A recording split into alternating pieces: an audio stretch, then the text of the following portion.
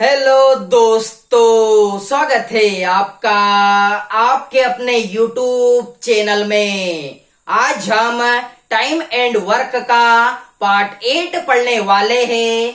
हमने इसके पार्ट 7 को कंप्लीट कर लिया है और यदि आप लोगों ने हमारे उन वीडियोस को नहीं देखा है तो सबसे पहले प्लेलिस्ट में जाकर उन वीडियोस को देखना। तो बिना टाइम खराब किए हम डायरेक्टली चलेंगे क्वेश्चन की तरफ। क्वेश्चन आपके सामने है। अब देखिए क्वेश्चन क्या है।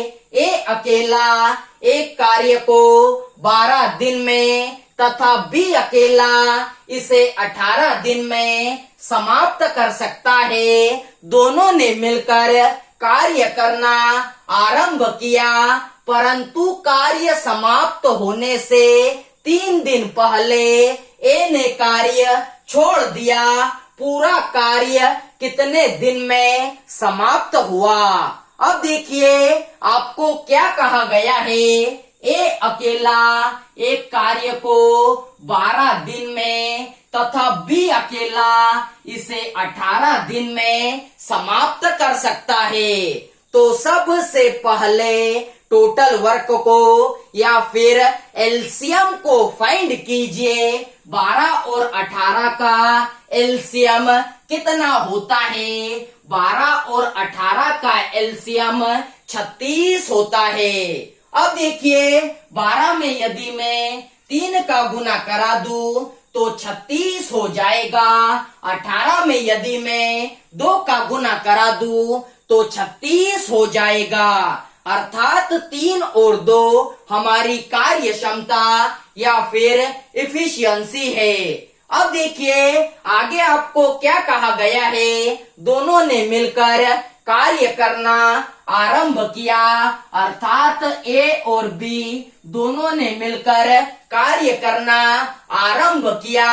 आगे आपको कहा गया है परंतु कार्य समाप्त होने से 3 दिन पहले ए ने कार्य छोड़ दिया।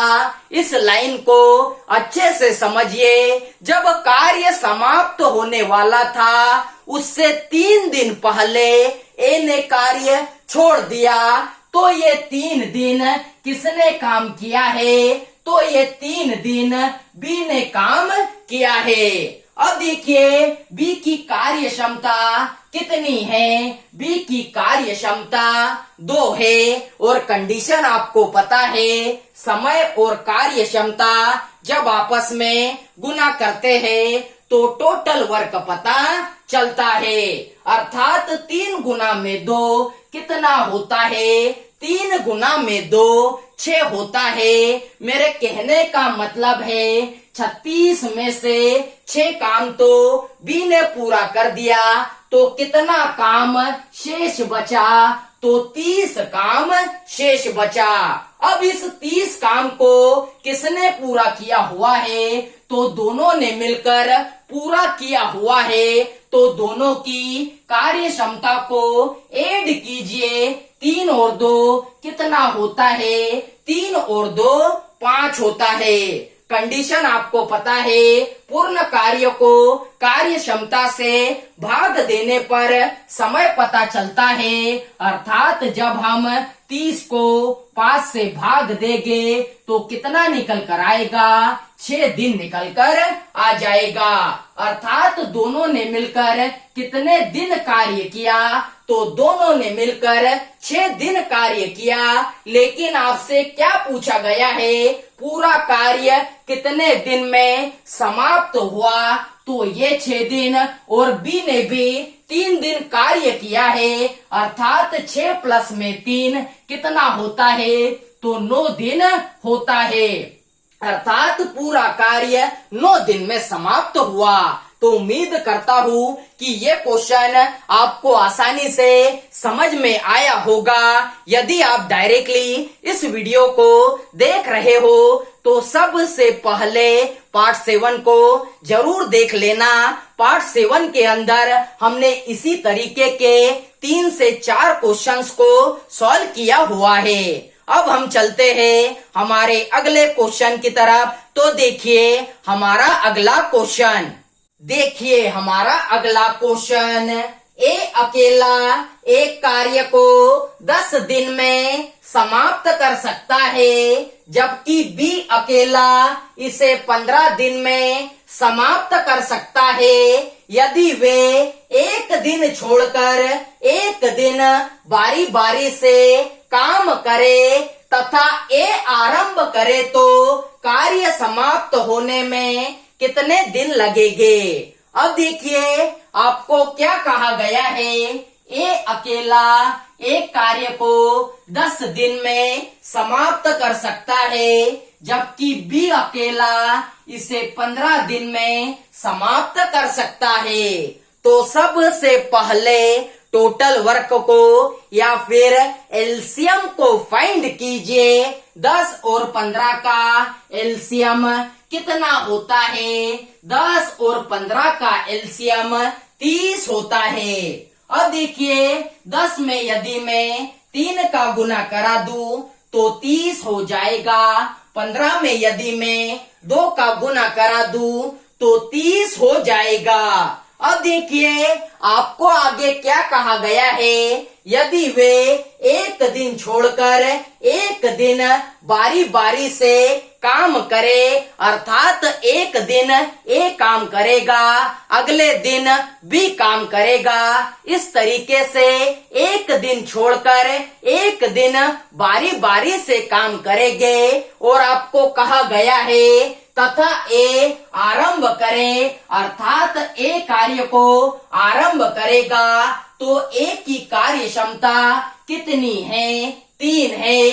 अब अगले दिन बी काम करेगा तो बी की कार्य क्षमता कितनी है, 2 है। अर्थात कहने का मतलब है ए एक दिन में 3 काम करता है, बी एक दिन में 2 काम करता है। तो 2 दिन में कितना काम समाप्त होता है।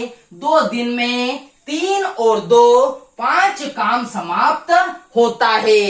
अब देखिए काम कितना करना है, 30 काम करना है। अब देखिए यदि मैं यहाँ पर 6 का गुना करा दूं तो 5 छंग 30 होता है, लेकिन यदि मैंने यहाँ पर 6 का गुना कराया हुआ है तो मुझे यहाँ पर भी 6 का गुना कराना पड़ेगा।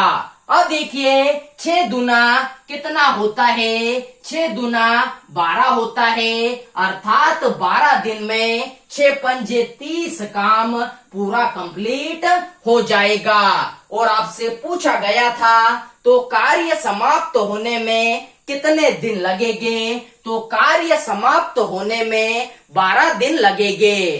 तो उम्मीद करता हूँ कि आपको यह क्वेश्चन भी समझ में आया होगा। इसी क्वेश्चन के अंदर थोड़ा सा चेंज आता है, हम अगले क्वेश्चन में उस पर भी डिस्कस कर लेते हैं। अब हम चलते हैं हमारे अगले क्वेश्चन की तरफ। तो देखिए हमारा अगला क्वेश्चन। देखिए हमारा अगला क्वेश्चन। ए अकेला एक कार्य को 16 दिन में समाप्त कर सकता है, जबकि बी अकेला इसे 12 दिन में समाप्त कर सकता है, यदि वे एक दिन छोड़कर एक दिन बारी बारी से काम करे तथा ए आरंभ करे तो कार्य समाप्त होने में कितने दिन लगेंगे। अब देखिए आपको क्या कहा गया है। ए अकेला एक कार्य को 16 दिन में समाप्त कर सकता है, जबकि बी अकेला इसे 12 दिन में समाप्त कर सकता है। तो सबसे पहले टोटल वर्क को या फिर एलसीएम को फाइंड कीजिए।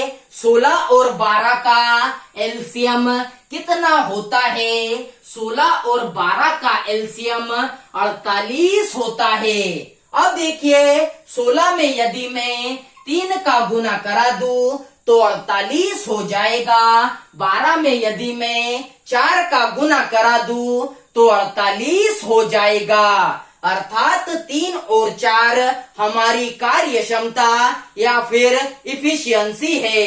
अब देखिए आपको आगे क्या कहा गया है। यदि वे एक दिन छोड़कर एक दिन बारी बारी से काम करे तथा एक कार्य आरंभ करे तो अर्थात कहने का मतलब है एक दिन ए काम करेगा, अगले दिन बी काम करेगा, लेकिन कार्य को कौन आरंभ कर रहा है? कार्य को ए आरंभ कर रहा है। ए एक दिन में कितना काम करता है? ए एक दिन में 3 काम करता है। अगले दिन बी की बारी आएगी, बी एक दिन में कितना काम करता है? बी एक दिन में 4 काम करता है। अर्थात 2 दिन में कितना काम समाप्त हो जाएगा? तो 2 दिन में 3 और 4 7 होता है। इसका मतलब 2 दिन में 7 काम समाप्त हो जाएगा। अब देखिए हमें काम कितना करना है, तो हमें काम 48 करना है। यदि मैं यहाँ पर 7 का गुना करा दूं तो 49 हो जाएगा। और आपको एक बात ध्यान में रखनी है, कभी भी टोटल वर्क से ज्यादा नहीं लेना है। अर्थात आपको 48 से ज्यादा नहीं लेना है। 48 से कम आए चल जाएगा, लेकिन आपको टोटल वर्क से ज्यादा नहीं लेना है। अब देखिए यदि मैं यहाँ पर 6 का गुना करा दूं तो मुझे यहाँ पर भी 6 का गुना कराना पड़ेगा। अर्थात 6 दूना 12 होता है। तो 12 दिन में कितना काम कंप्लीट हो जाएगा? तो 12 दिन में 6 7 42 काम कंप्लीट हो जाएगा। अब देखिए हमें तो 48 काम करना है। बारी किसकी आएगी? तो बारी ए की आएगी। आपको एक बात ध्यान में रखना है, जो भी काम को आरंभ करता है बारी हमेशा उसकी आती है। अर्थात 13वें दिन ए कितना काम करेगा? तो 13वें दिन ए 3 काम करेगा। तो 42 में 3 को ऐड किया तो 13 दिन में 45 काम कंप्लीट हो जाएगा। अब देखिए यदि हम इस 4 को ऐड कर दे तो 49 हो जाएगा। तो आपको यहीं पर रुक जाना है। अब देखिए 13 दिन में 45 काम कंप्लीट हो चुका है। कितना काम शेष बचा है? तो 3 काम शेष बचा है। तो इस 3 को हमने अंश में लिखा और बारी जिसकी आने वाली है उसकी कार्य क्षमता को आपको नीचे लिखना है। अर्थात बारी बी की आने वाली है तो बी की कार्य क्षमता कितनी है? 4 है। इसका मतलब आपका आंसर कितना होगा? 13.3/4 दिन होगा। तो उम्मीद करता हूँ कि आपको यह क्वेश्चन भी बड़े आसान वे में समझ में आया होगा। अब हम चलते हैं हमारे अगले क्वेश्चन की तरफ। तो देखिए हमारा अगला क्वेश्चन, देखिए हमारा अगला क्वेश्चन, राम एक कार्य को 8 दिन में समाप्त कर सकता है, जबकि श्याम इसे 12 दिन में समाप्त कर सकता है। यदि वे एक दिन छोड़कर एक दिन बारी बारी से कार्य करे तथा राम कार्य आरंभ करे तो कार्य समाप्त होने में कितने दिन लगेंगे? अब देखिए आपको क्या कहा गया है, राम एक कार्य को 8 दिन में समाप्त कर सकता है, जबकि श्याम इसे 12 दिन में समाप्त कर सकता है। तो सबसे पहले टोटल वर्क को या फिर एलसीएम को फाइंड कीजिए। 8 और 12 का एलसीएम कितना होता है? 8 और 12 का एलसीएम 24 होता है। अब देखिए 8 में यदि मैं 3 का गुना करा दूं तो 24 हो जाएगा। 12 में यदि मैं 2 का गुना करा दूं तो 24 हो जाएगा। अर्थात 3 और 2 हमारी कार्य क्षमता है। अब देखिए आगे आपको कहा गया है, यदि वे एक दिन छोड़कर एक दिन बारी बारी से कार्य करे तथा राम कार्य आरंभ करे, अर्थात एक दिन राम कार्य करेगा, अगले दिन शाम कार्य करेगा, तो कार्य को किसने आरंभ किया है? कार्य को राम ने आरंभ किया है। राम एक दिन में कितना काम करता है?